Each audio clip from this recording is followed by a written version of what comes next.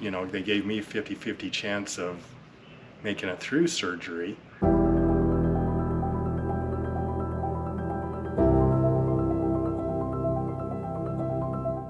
Hey guys, it's Harley. And Ryan? Yeah, we're gonna be doing something a little bit different. We're gonna be telling you a story about Ryan's dad. Yeah, well, and I think about how it affected us, but Yeah, oh yeah. I think it changed like our little family kind of a lot. This happened a few years ago, but even in that time, like we've changed so much. It's just unreal. Yeah. All right, so tell us who you are. Mike Gross. Life is short. And it was going to be called that night on November 23rd, 2017. Really short. Here I was. Wasn't getting all the things or doing all the things that I wanted to do.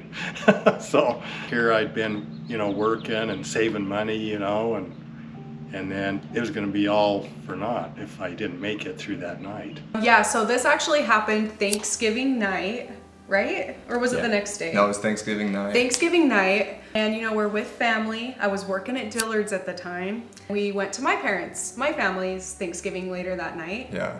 Our house, and we go to bed. Well, I got a text from my mom saying that like, oh, we're at the hospital. I didn't even like wake up to the text though. I didn't see the text, and then my mom called me after, and that's what woke me up. It was probably like midnight at this time, I think. I can't remember exactly. So my mom calls me and says, hey, we think your dad's having a stroke and we're at the hospital. Like, get up here as soon as you can, It was 10 o'clock, 10:30, we watched the news, and then pulsing started happening in my head. Just all of a sudden, pulsing was right there. So that was totally not normal. And it went from normal to like pulsing. So I knew something was totally off. I walked around holding my head, wondering what I should do. And then we decided to go up to the hospital. I went downstairs, got dressed, went downstairs and backed out the Tahoe.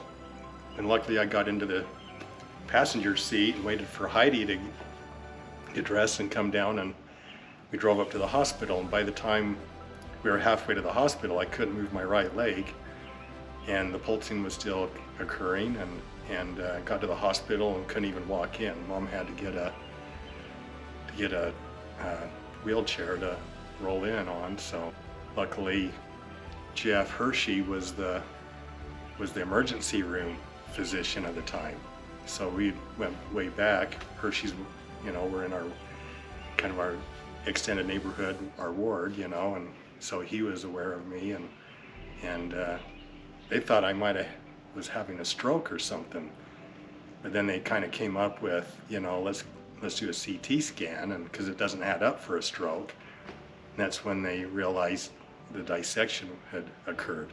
Well, so we get to the hospital. I still remember like one of the first people that greeted us at the hospital was like this family grief counselor. Yeah. Which was like the worst thing ever. I feel like the hospital should maybe change that like procedure. Like the last person you want to see at the ER is the family grief counselor. The last first person you see. Yeah, the last first person you want to see is the family grief counselor. Yeah. Because obviously it's pretty serious, right? And we still were like clueless to what was going on completely. Man, my dad's just always felt bulletproof. Like he's the kind of guy that has always done like action sports. He was skiing backcountry when he tore his ACL and he was by himself. So he skied down on one ski with a torn ACL. Like that's just the kind of guy he is. Just has always felt like bulletproof to me. So like just seeing him in the hospital bed like that was just super big shock for me. I don't know how Harley felt, but for me, honestly, it was really hard to see. But they thought he was having a stroke, so they put IVs in both arms. I guess like if you're having a stroke, maybe they flush you with fluids or something. Fortunately, there was a doctor there that had a feeling that it wasn't a stroke, and they did some further testing. I don't know what that like testing involved, but it turned out that he had ascending aortic aneurysm or whatever. Essentially, what had happened is his heart had torn. His aorta coming out of his heart. It's called a dissection. Yeah, dissected is what it's called. And they couldn't get me into surgery fast enough because with the dissection it can rupture at any time. So your chances of survival are very limited. So we had no clue. I'd never even heard of this at the time. So we had no clue the gravity of the situation. Like, come to find out, A large amount of people don't even make it to the hospital that have this happen to them.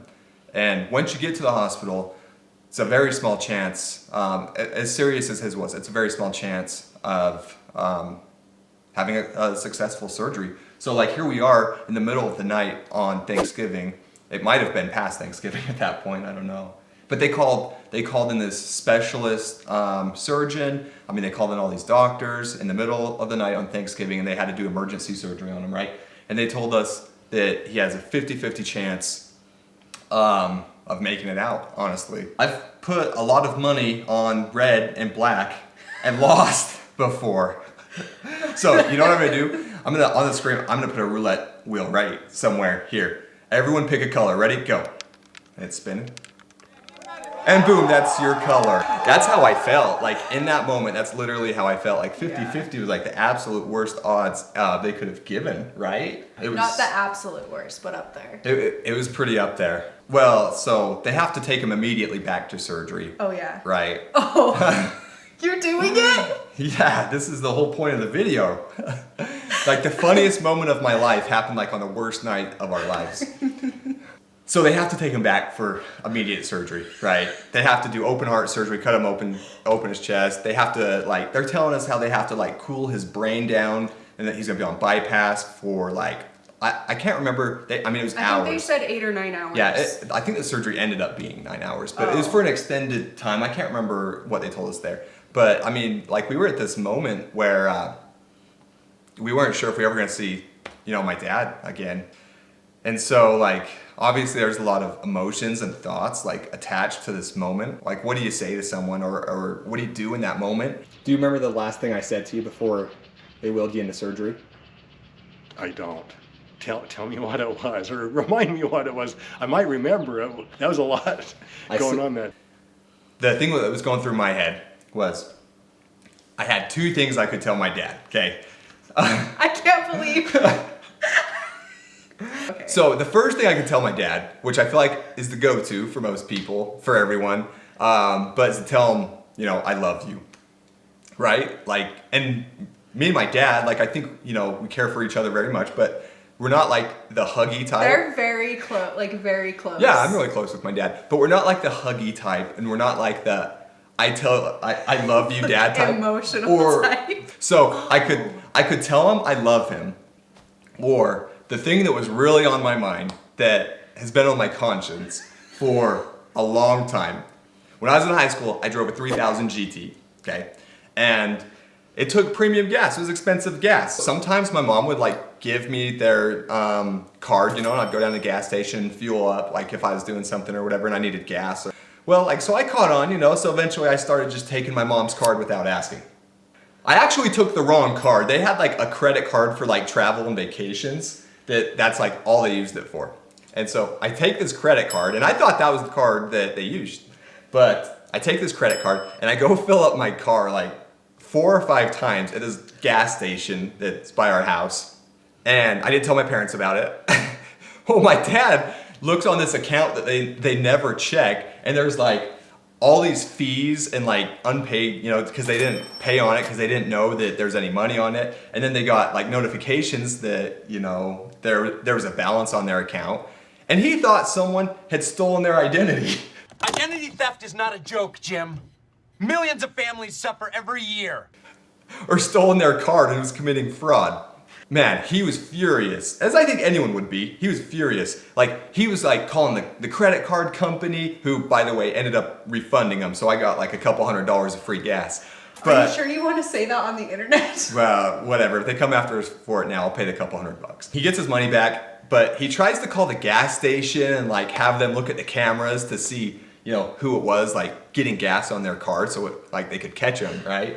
And I was like sweating bullets because what I didn't think was a big deal kind of became a big deal because my dad was so furious about it. To this day, when we drive by this gas station, my dad would rather run out of gas and push his car past the gas station just because they wouldn't help him solve the mystery of who was committing fraud with their credit card at that day. And the whole time it was me.